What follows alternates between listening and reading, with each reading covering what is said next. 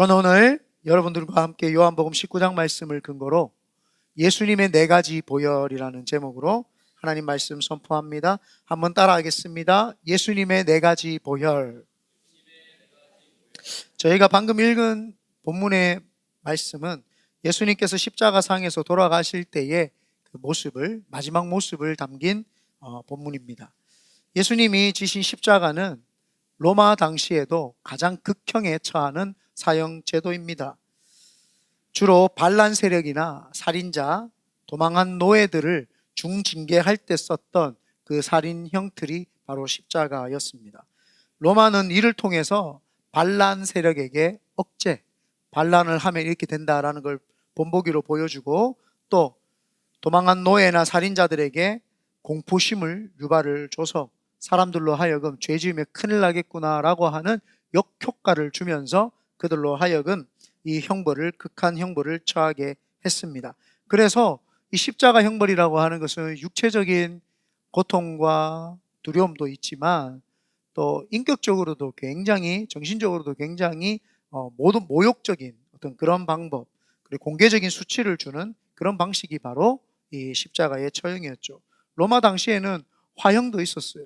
불에 사람을 태워서 죽이는 잔인한 것도 있었고, 참수형, 머리를 잘라서 죽이는 그런 방법도 있었고, 맹수형이라고 해서 경기장에 맹수들을 풀어다가 사람들을 물고 뜯고 찢어가지고 그냥 하는 그런 형벌도 있었습니다. 그런데 죄 없으신 예수님께서 왜 십자가의 사형 틀, 그 십자가를 선택을 하셔서 예수님이 그 십자가에 돌아가셨냐라는 것이죠. 이 결론적으로 먼저 미리 말씀을 하면은 예수님의 십자가의 사건은 온 모든 인류의 죄악을 사하시기 위해서 예수님이 십자가를 선택을 하셨다라는 것입니다.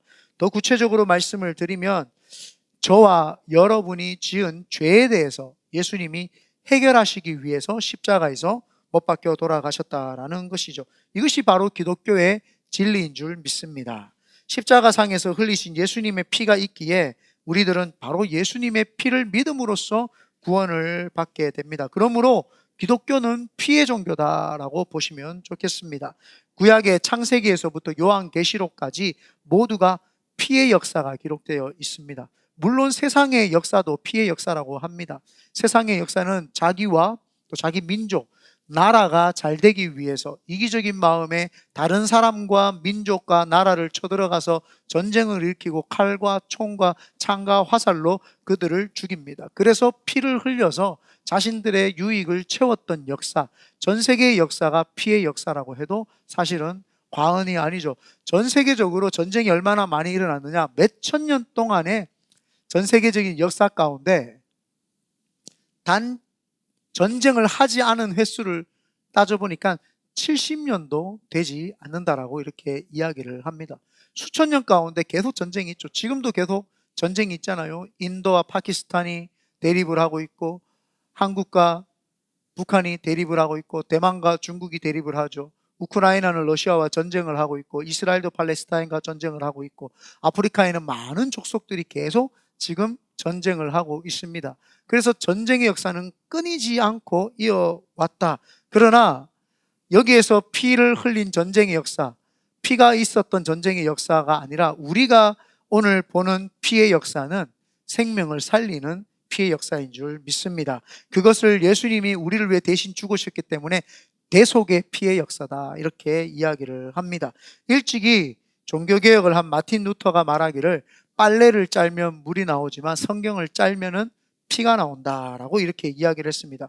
구약을 짜면은 송아지, 양, 염소 또는 비둘기의 동물의 피가 나오고, 신약을 짜면 예수님의 피가 나옵니다. 그래서 성경을 보면은 온 사방이 다 피로 적셔 있죠. 요즘에는 이렇게 성경책을 보면 금색으로 이렇게 돼 있잖아요. 예전에는 그 피를 상징한다고 해서 여기 빨간색으로 이렇게 했었어요. 그래서 성경을 구약과 신약으로 나누는데, 올드 테스트먼트, 뉴 테스트먼트, 그 약속이에요. 무슨 약속이냐? 동물의 피를 통해서, 하나님 앞에 피를 통해서 구원이 있다라고 하는 약속. 신약에는 예수님의 피를 통해서 구원의 역사가 있다라고 하는 약속. 그래서 약속, 언약. 그래서 구약, 신약이라고 이렇게 이야기를 합니다.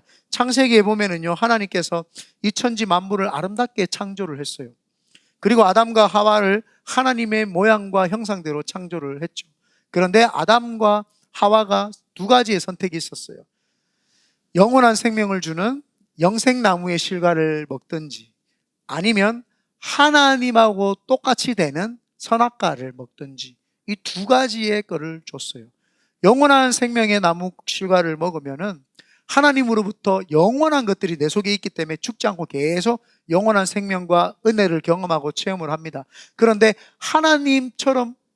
하나님하고 똑같이 되는 선악과를 알게 하는 나무를 먹으면은 하나님하고 똑같이 되기 때문에 하나님이 필요가 없어집니다. 그러니까 하나님으로부터 분리가 되니까 죽음에 이르게 되죠. 그래서 선악과라고 하는 것은 하나님처럼 되겠다고 했던 그 교만에서부터 나옵니다. 그러니까 하나님처럼 되겠다고 하니까 하나님이 필요가 없어졌던, 그 하나님이 필요 없어졌던 그 선악과를 먹음으로써 죄가 인류에 들어오게 되었죠. 죄가 들어오니까 그들이 낙엽잎으로 몸을 가렸어요. 그전에는 죄가 없었기 때문에 수치심이 없었어요. 옷을 벗고 다녀도 수치심이 느끼지 않고 하나님의 영광의 옷을 입었기 때문에 굉장히 늘 기쁨과 행복과 환희와 늘 이런 어떤 좋은 것들만이 그 속에서 자리 잡고 있는데, 죄가 들어오니까 하나님의 영광의 옷이 싹 사라지고 성령님이 둘러 끌어안고 있던 그 몸에 성령님이 다 사라지고 나니까 그들이 벌거벗은 줄 알고 낙엽을 이제 하게 되죠. 낙엽을 하니까 하루도 못 버티고 햇빛을 조금만 쬐도 낙엽이 말라 비틀어져서 없어집니다. 그리고 또 낙엽을 붙이고 너무너무 고통스럽고 힘든 거예요. 그 죄의 수치를 가리려고 하니 가려지지가 않습니다. 그런데 하나님께서 그 죄인된 인간을 보시고는 동물을 잡아다가 가죽옷을 해입혔죠. 가죽옷을 해입히면 사실은 평생 가기도 하지만 활동을 하고 비비고 살기 때문에 아마 1년 정도 가지 않았을까라는 생각을 합니다. 왜 우리가 루이비통을 한다든지 뭐 입센노랑을 한다든지 좋은 거 쓰면 오래 가잖아요. 싸구려는 비닐이 막 벗겨지고, 이 성경책도 제가 오래 썼던 얘기 다 벗겨졌어요. 네, 우리 하행자매한테 리폼을 한번 받도록 해야 되는데 하행자매가 인터넷 사가 리폼을 하더라고요. 우리 주부배 사모는 벌써 리폼했더라고요. 네, 저도 리폼을 한번 해보도록. 좋은 가죽을 쓰면은 1년 정도 갑니다. 그러니까 유한한 사람, 낙엽에서 하나님이 영원할 수 있는 것들로 채워주셨죠. 그렇게 인간이 이제 동물을 통해서 동물을 죽여야지만이 자기 때문에 동물들이 죽는 그런 아픔을 겪게 되면서 그 피 때문에 인간들이 계속 죄 때문에 계속 피를 흘려야 되는, 그러니까 매년 아니면 죄를 지을 때마다 계속 제사를 드리고 예배를 드렸어야 됩니다. 그런데 그것을 반복적으로 하다 보니까 하나님 보시기에 옳지 못하니까 단번에 이 모든 죄를 용서해 주셔야 되겠다라고 하신 분이 바로 예수 그리스도입니다. 그래서 예수님께서 이 땅에 오셔서 그분이 십자가에 못 박혀 돌아가심으로써 피를 다 쏟으셨죠. 예수님이 침례를 받으시고 세례를 받으시고 세례 요한에게 침례와 세례를 받으시고 올라오실 때 하늘에서 음성이 들립니다. 마태복음 3장 16절에서 17절입니다. 예수께서 세례를 받으시고 곧 물에서 올라오실새 하늘이 열리고 하나님의 성령이 비둘기같이 내려 자기 위에 임하심을 보시더니 하늘로부터 소리가 있어 말씀하시되 이는 내 사랑하는 아들이요 내 기뻐하는 자라. 내 사랑하는 아들이요 내 기뻐하는 자라라고 하면서 예수님의 그 영광스러운 모습이 딱 보일 때 세례 요한이 그 모습을 딱 보자마자 세례 요한이 이렇게 말합니다. 요한복음 1장 29절에 보라 세상 죄를 지고 가는 하나님의 어린 양이로다. 세례 요한은 예수님을 보는 순간 피를 흘리실 어린 양이라는 것을 정확하게 인식을 한 거죠. 온 인류의 죄는 이제 염소나 양이나 소나 비둘기를 잡아서 죄를 없애는 것이 아니라 예수님이 직접 양이 되셔서 죽으시겠구나 라는 것을 미리 예표해 보인 겁니다. 이와 같이 우리도 구원받은 우리 성도들도 마지막에 예수님이 다시 이 땅에 구름 타고 오실 때 우리도 이제 들림을 받습니다. 우리가 들림을 받을 때에 예수님께로 올라갈 때 우리가 세마포 옷을 입습니다. 지금 제가 이렇게 세마포 옷 같은 거를 입었잖아요. 이 세마포 옷을 입고 하늘나라를 쭉 올라갑니다. 요한계시록 19장 8절에 그에게 빛나고 깨끗한 세마포 옷을 입도록 허락하셨으니 이 세마포 옷은 성도들의 옳은 행실이로다 하더라. 여기서 말하는 옳은 행실은 예수 그리스도를 믿은 행실을 이야기를 합니다. 예수를 믿은 행실을 이야기를 하죠. 그래서 우리가 세마포만 입은 깨끗한 흰 옷만 입었다고 천국에 들어가고 예수님을 만나는 것이 아니라 이 세마포 옷에 예수 그리스도의 보혈의 피가 묻어 있어야 되는 겁니다. 예수의 흔적이 있어야지만이 우리가 하나님 앞에 갔을 때에 하나님이 우리를 인정해 주는 거죠. 우리가 하나님 앞에 깨끗한 옷을 입고 갔어요. 주님이 딱 봅니다. 이기복 목사 왔느냐? 네가 태어날 때부터 죽을 때까지 죄밖에 없구나. 너는 지옥. 그런데 내가 세마포 옷을 깨끗한 옷을 입고 거기에 예수의 보혈의 피를 딱 바르고 가니까 하나님이 저를 볼 때에 내 아들 예수 왔느냐라고 이야기해요. 제가 하나님 앞에 가는 것이 아니라 내 속에 있는 예수님을 보시는 거죠. 그래서 하나님은 나를 보시는 것이 아니라 내 몸에 있는 예수의 흔적을 보고는 내 아들 예수이 왔느냐 하면서 우리를 하나님의 자녀 삼아 주시는 거죠. 이걸 바로 칭의라고 합니다. 이걸 믿음으로 말미암아 의롭다고 칭해 주신다. 우리는 의롭지 않지만 예수를 믿음으로 말미암아 의롭다라고 칭해 주시는, 그게 바로 하나님의 은혜인 줄 믿습니다. 그래서 요한계시록 19장 13절에 또 그가 피 뿌린 옷을 입었는데 그 이름은 하나님의 말씀이라 칭하더라.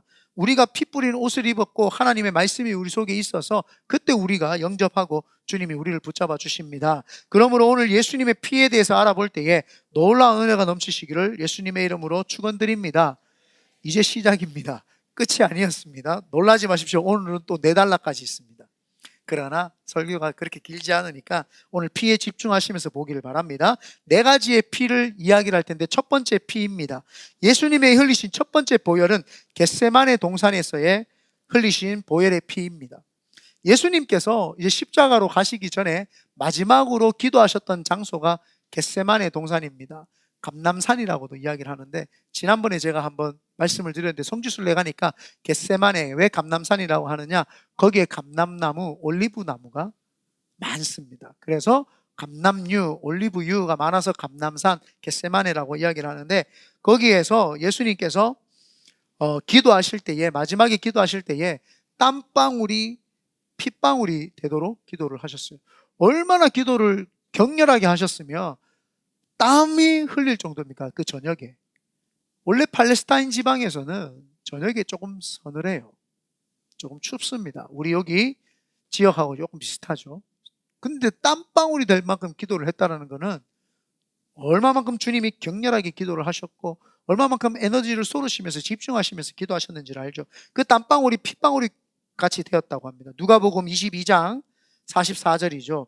예수께서 힘쓰고 애써 더욱 간절히 기도하시니 땀이 땅에 떨어지는 핏방울 같이 되더라. 이 피는 우리의 죄를 씻어주시는 죄의 용서의 피는 아닙니다. 만일 겟세마네 동산에서 흘리신 피가 우리의 죄를 닦아주시는 피라면 겟세마네 동산에서 끝나고 그 다음에 십자가 처형 안 받아도 되죠. 근데 겟세마네 동산에서 피를 흘리신 것은 구원의 죄사함에 대한 피가 아니라 예수님께서 우리의 부족하고 연약함, 그 작은 생각을 넓혀주시는 그런 이제 피라고 보시면 됩니다. 예수님께서는 항상 문제가 있었을 때에 그 문제를 바라보실 때 산이라고 비유를 많이 하십니다. 그래서 예수님께서는 마가복음 11장 23절에 보면은 내가 진실로 너희에게 이르노니 누구든지 이 산더러 들리어 바다에 던지라 하며 그 말하는 것이 이루어질 줄 믿고 마음에 의심하지 않으면 그대로 되리라. 예수님은 문제를 볼 때 항상 산이라고 이렇게 이야기를 하십니다. 그런데 예수님이 겟세마네 동산에서 기도할 때에 그분의 기도가 바뀝니다. 자기가 가지고 있는 십자가의 그 죽으심이 산이 아니에요. 문제가 아니라 말이에요. 잔이라고 표현을 합니다. 마가복음 14장 33절에서 36절에 베드로와 야고보와 요한을 데리고 가실새 심히 놀라시며 슬퍼하사 말씀하시되 내 마음이 심히 고민하여 죽게 되었으니 너희는 여기 머물러 깨어 있으라 하시고 조금 나아가사 땅에 엎드려 될 수 있는 대로 이때가 자기에게서 지나가기를 구하여 이르시되 아빠 아버지여 아버지께는 모든 것이 가능하오니 이 산을 내게서 옮기시옵소서. 왜 항상 문제를 산이라고 보시는 분이 잔이라고 갑자기 표현을 하셨냐라는 것입니다. 우리가 문제를 작게 보라는 거예요. 우리 신앙인들이 예수 믿지 않는 사람에서부터 예수 믿는 사람까지 문제가 다가오면 사람들은 그 문제를 산으로 봅니다. 너무 큰 문제로 바라보는 것이죠. 예수님에게도 십자가가 산이었습니다. 그러나 겟세마네 동산에서 기도를 하니까 그 산이 잔, 우리가 마실, 우리의 비전이고 우리가 마셔야 될 것이라는 것을 깨닫게 되는 것이죠. 그래서 예수님의 보혈의 피, 겟세마네 동산의 보혈의 피는 산의 문제를 쌓여 있는 우리를 위해서 작은 잔으로 만들어 주신 그 보혈의 피인 줄 믿습니다. 그래서 우리가 신앙생활 할 때에 문제가 산 같으면 겟세마네 동산에 예수님이 기도하셨던 것처럼 산에 가서 기도를 해야 됩니다. 주님이 나를 위해서 보혈을 흘리셨구나. 문제가 오면은요, 주님이 우리 보고 기도하라는 걸 보여주시는 거예요. 그래서 기도를 하다 보면은 산 같은 문제가 조그마한 잔 같은 내가 마실 수 있는 잔으로 보이기 시작을 하신 거죠.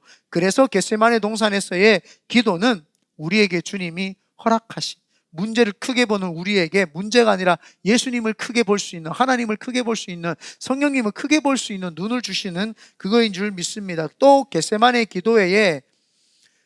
기도는 내 뜻대로 마옵시고 아버지의 뜻대로 하옵주시옵소서. 오늘의 우리들은요, 내가 예수님을 신뢰하지 못할 때가 많아요. 내 뜻대로 할 때가 많습니다.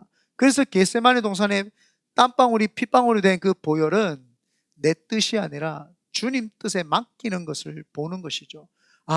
예수님이 나를 위해 흘렸던 그 첫 번째 보혈, 겟세마네 동산에 땀방울이 핏방울이 된 그 보혈은 내 뜻이 아니라 아버지의 뜻으로 신앙생활을 하라라고 하는 메시지구나라는 것을 우리가 받아내야 될 줄 믿습니다. 그래서 보혈을 생각하면서 우리는 내 뜻이 아니고 또 내 작은 생각이 아니라 하나님의 크신 생각으로, 내 뜻이 아니라 하나님의 크신 뜻을 내가 받아들이는, 그걸 위해서 예수님이 피 흘리신 줄 믿습니다. 두 번째입니다. 예수님이 흘리신 두 번째 보혈은 채찍에 맞아서 흘리신 보혈입니다.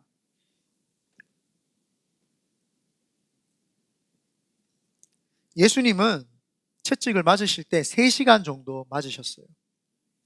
예수님이 3시간 정도 채찍에 맞으시고 그리고는 9시간 동안을 그 채찍에 맞은 상태에서 피를 계속 흘리셨습니다. 예수님을 때린 채찍 끝에는요, 납덩어리와 그 뼈, 동물의 뼈 같은 것들을 붙여가지고 만든 채찍이 바로 그 예수님을 때렸을 때의 채찍입니다. 39대의 채찍을 때리는데 갈고리로 등을 때리기 시작을 하면은 탁 치면은 그게 살이 딱 꼽힙니다. 그래서 탁 당기면은 살갗이 다 뜯어집니다.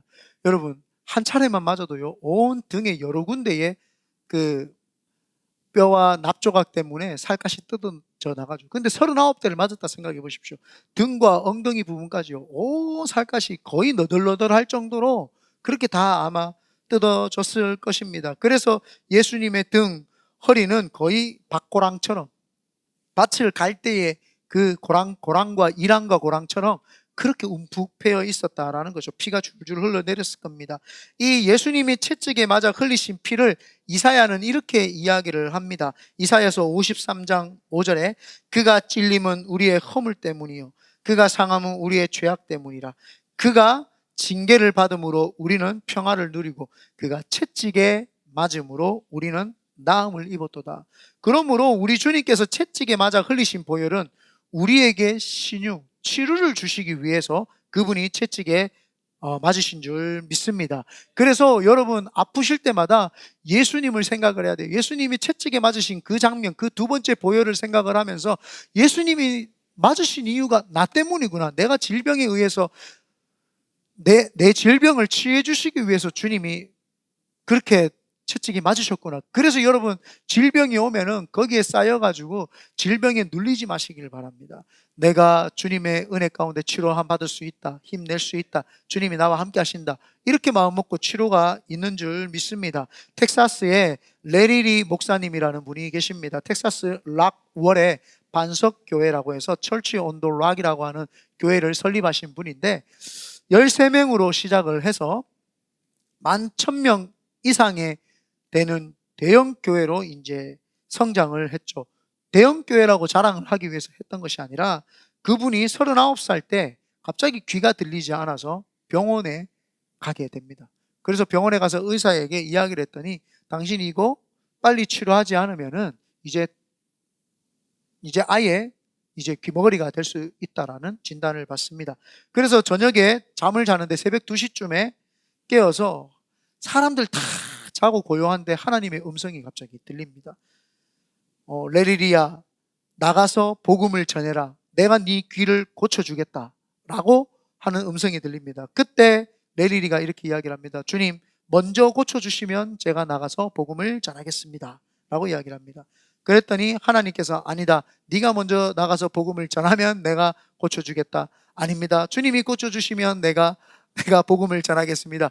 계속 이걸 밤새도록 했던 거예요. 밤새도록 하면서 잠도 못 자고 하나님 해주세요, 네가 먼저 해라, 계속 하나님하고 그렇게 이제 이야기를 하다가 의사가 이제 아침에 회진하려고 딱 들어오니까, 들어오는 순간 갑자기 이사야서 53장 이제 6절 말씀이 생각이 난 거예요. 그가 채찍에 맞음으로 나음을 입었도다.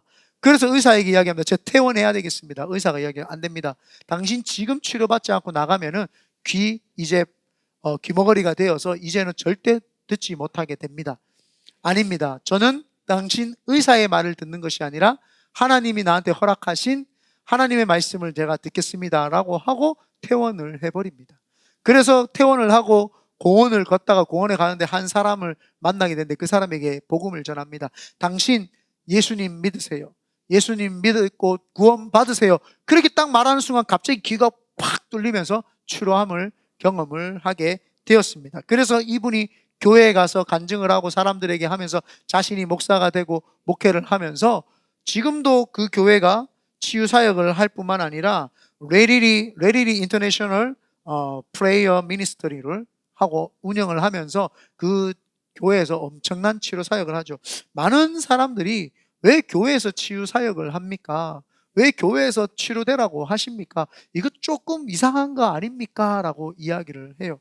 예수님께서는요, 우리의 정신을 치료하실 뿐만 아니라 영적인 것을 치료하실 뿐만 아니라 우리의 정신과 우리의 이모션, 마음과 우리의 이 피지컬적인 모든 부분을 치료하시는 줄 믿습니다. 저 같은 경우에 이 사회를 바라볼 때에 반사회적인 눈으로 바라봤죠. 왜 나는 가난한가? 이 세상은 부조리하다. 이렇게 봤어요. 그런데 예수님을 딱 믿고 나니까 내가 돈이 없어서 반사회적으로 본 것이 아니라 내 속에 절대 평안을 주시는 하나님이 없기 때문에 내 시각이 그렇게 되었다는 걸 알았죠. 그래서 하나님을 딱 믿게 되는 순간 내 속에 기쁨과 희망과 소망과 행복이 막 느껴지니까 그때부터는 사회가 반사회적으로 느껴지는 것이 아니라 하나님이 나를 위해서 만들어 놓으신 세상이구나 라는 게 깨달아지기 시작을 해요. 그래서 하나님이 제 생각을 고쳤고요. 제가 아버지가 없이 있다 보니까 열등감과 막 이런 것들이 두려움, 분노감 이런 게 많았어요. 근데 하나님의 사랑이 막 오니까 그런 열등감, 두려움, 분노감이 사라졌어요. 그때부터 제가 했던 말이 있어요. 의사는 열심히 공부해서 의사고 나는 공부 안 했기 때문에 지금 그냥 이렇게 사는 거지 별 문제가 있나? 의사나 나나 똑같은 존재다. 그때 그걸 알았어요. 그전에는 그걸 몰랐어요. 그 사람이 존귀한 사람이고 나는 되게 열등한 사람이라고 저는 생각을 했어요. 그런데 가만히 생각해보니까 그 의사는 공부한다고 추억이 없고 나는 신바람나게 공부 안 하고 놀아가 추억이 있구나. 그래서 제가 똑같구나 이제 그걸 이제 알게 됐죠. 그 열등감이 사라지는 거예요. 그리고는 제가 피지컬적으로는 17년 동안 통풍 때문에 I have gout. 네, 너무너무 힘들잖아요. 너무너무 힘들었어요. 근데 개척하고 나서 하나님이 치료해 줬어요. 근데 제가 단 한순간도 하나님이, 저는 말씀을 알았기 때문에 한 번도 제가 아플 때마다요, 한 번도 제가 기도 안 한 적이 없어요. 하나님, 채찍에 맞음으로 나는 나음을 받았다라고 이야기했어요. 이거는 과거 완료형입니다. 여기 보니까 그가 채찍에 맞음으로 우리는 나음을 다 받았다라고 이야기했어요. 과거 완료형입니다. 이건 미래형이 아니다 말이에요. 그래서 제가 하나님 나를 치료해 주셨다. 더러운 마귀야 떠나가라. 개척을 하고 나니까요, 하나님이 치료해 주는데 지금 얼마나 건강한지 열심히 제가 지금 1년 한 7, 8개월 운동을 했거든요. 지금 머슬이 막 지금 물렁물렁해요. 이렇게 여러분들 싫어하는 거 있잖아요. 가슴 움직이는 거. 남자들 그것도 해요. 그리고 요즘에는 한 2, 3개월 이제 뛰기 시작을 했더니 턱선이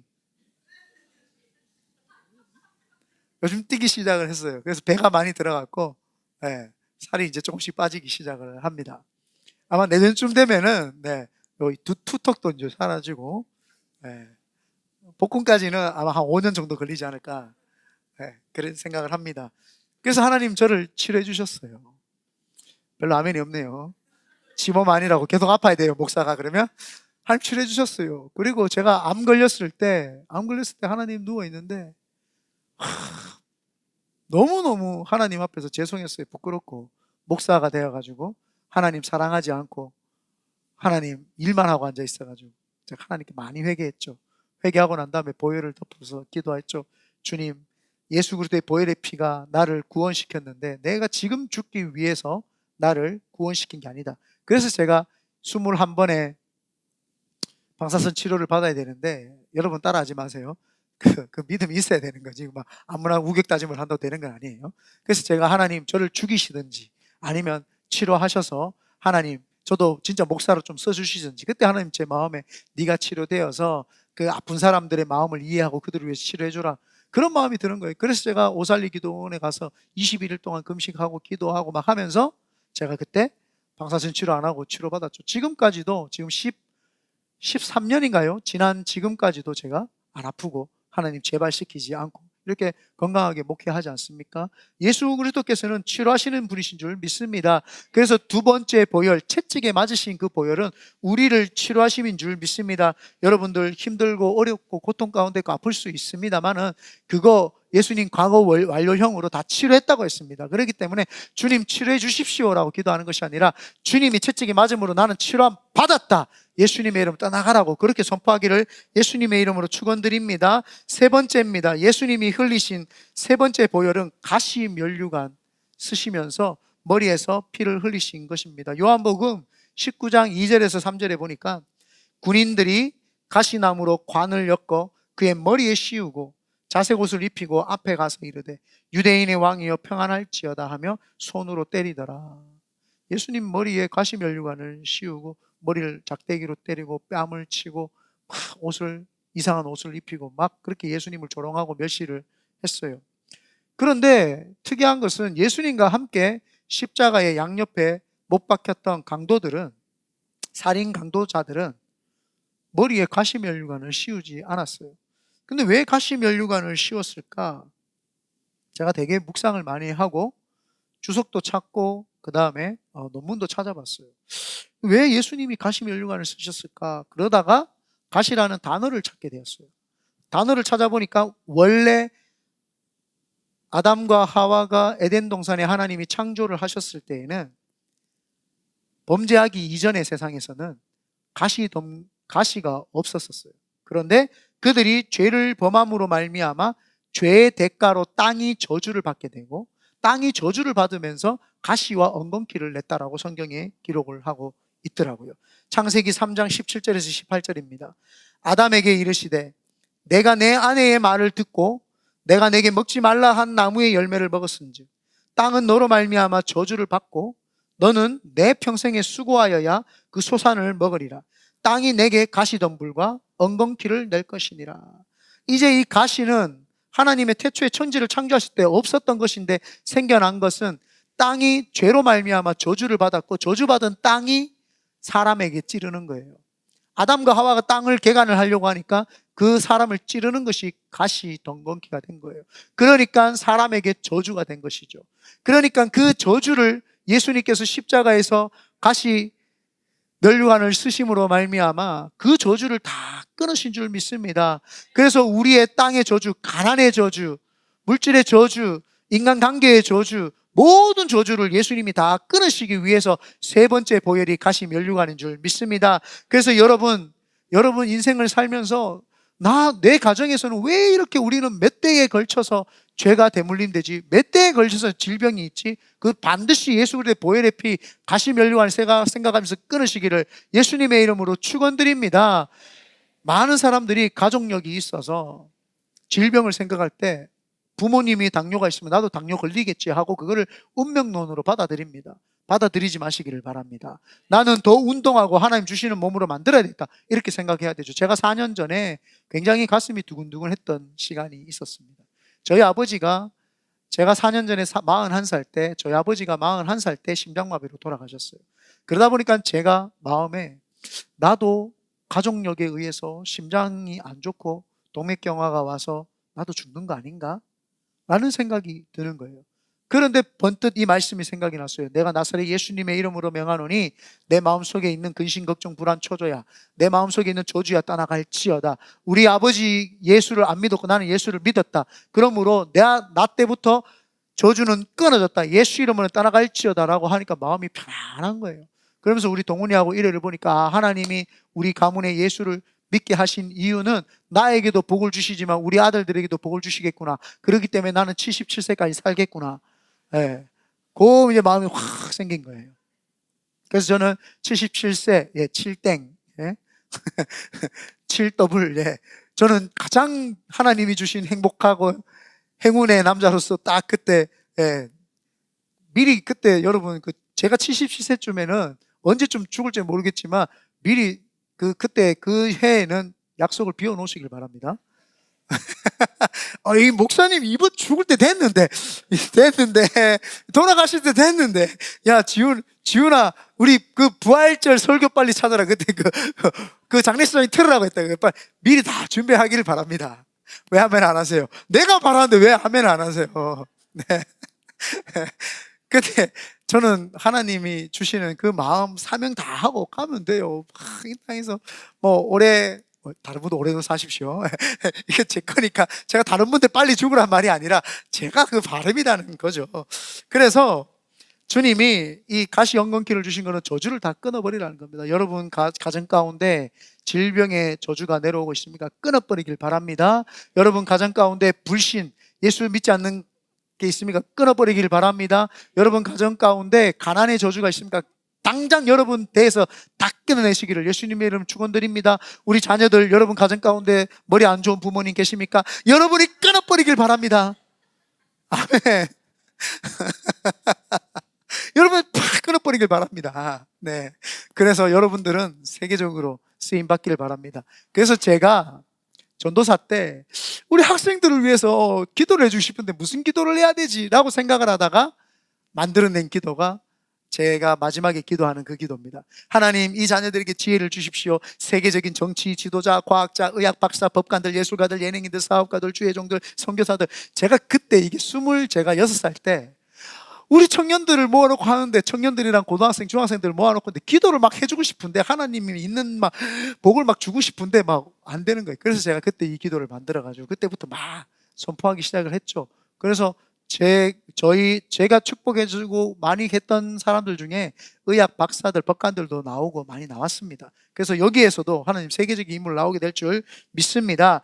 그러므로 예수님이 가시 면류관을 쓰시고 흘리신 보혈은 인간의 모든 저주를 씻어주는 능력의 피기 때문에 그 세 번째 보혈을 늘 묵상하시고 하나님 앞에 나아가시기를 예수님의 이름으로 축원드립니다. 네 번째 마지막입니다. 예수님이 네 번째 흘리신 보혈은 십자가에서 흘리신 보혈입니다. 십자가에서 흘리신 피는 그 어느 피보다도 가장 고귀한 피입니다. 양손과 양발에 피가 흘렀습니다. 왜 예수님이 손과 발에 못을 박혔냐? 그냥 의학적으로, 그냥 해부학적으로 이야기를 하면 동맥혈이 가장 잘 흘러가는 곳입니다. 그래서 왜 사람들이 이렇게 극단적인 생각을 손을 끊기도 하잖아요. 못이 박힘으로써 동맥혈, 모든 몸에 있는 피를 다 한 방울도 남김없이 다 뽑으시려고 하셨던 하나님의 의지가 있죠. 왜냐하면 하나님께서는 인간의 모든 죄들을 예수님에게 넘기셨어요. 예수님이 모든 인류의 죄를 다 받았다라는 것은 모든 사람들이 피 흘려서 각자가 죽어야 되는데도 불구하고 예수님이 대신 지금 피 흘려서 죽어주시겠다라고 하는 내용입니다. 그렇기 때문에 전 세계에 있는 모든 인류의 피를 다 끌어안으시고 그분이 죽으시고 그 피를 다 쏟으셔야 되기 때문에 예수님이 십자가에서 못 박혀 돌아가신 것이죠. 예수님 죄송합니다. 본문에 오늘 33절에 34절에 보면은 다 같이 한번 읽어보겠습니다. 시작. 예수께 이르러서는 이미 죽으신 것을 보고 다리를 꺾지 아니하고 그 중 한 군인이 창으로 옆구리를 찌르니 곧 피와 물이 나오더라. 예수님이 십자가를 못 박혀 돌아가셨을 때 이제 죽으셨어요. 죽었는데 옆에 강도 2명은, 우편과 좌편의 강도는 아직 죽지 않은 상태였어요.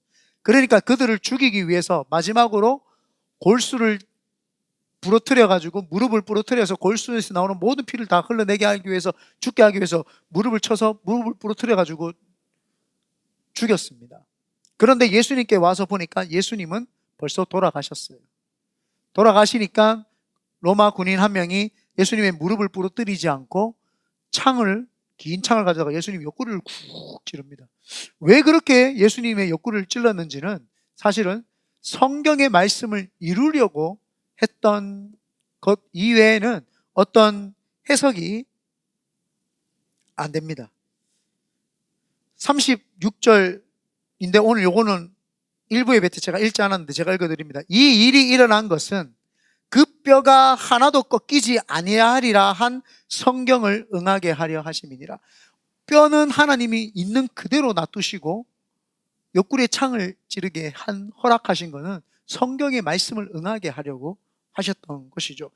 예수님께서 온 인류의 모든 작은 죄에서부터 큰 죄까지, 왕의 죄에서부터 그 말구유의 마구간의 가장 낮은 자 홈리스들의 죄까지 그 모든 스펙트럼을 다 끌어안으셨어요. 그런데 십자가를 못 박히고 죽으셨는데 과학적으로, 의학적으로 보니까 사람이 죽어도 심장 안에 있었던 피는 그대로 어느 순간, 어느 시점까지 남아있다는 거예요. 그러니까 예수님께서는 온 인류의 아주 미세한 죄까지도 다 예수님이 청산을 해주시기 위해서 옆구리에 창을 꽉 찌르는 순간 갈비뼈 2번, 3번 사이에 있는 심장에 있는 거기까지 꽉 찔린 거예요. 그리고 마지막으로 물과 피가 다 쏟아져 나온 거예요. 하나의 죄도, 단 하나의 작은 죄도 주님이 남기시지 아니하고 다 가져가시겠다고 했던 그게 바로 보혈의 피인 줄 믿습니다. 그래서 마지막에 보혈의 피는 온 인류의 아주 작은 죄까지도 다 가져가시기 위한 하나님의 역사입니다. 결론을 맺겠습니다. 우리는 예수 그리스도의 보혈의 피를 생각을 하면서 네 가지를 생각을 해야 되는 거죠.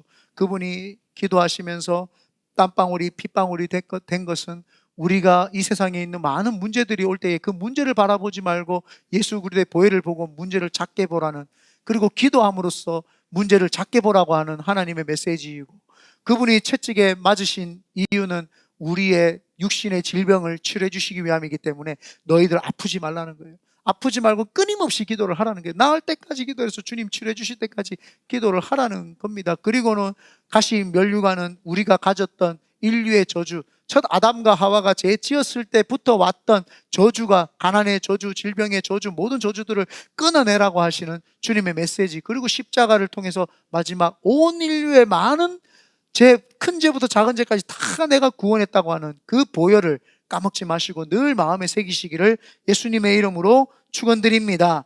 아멘.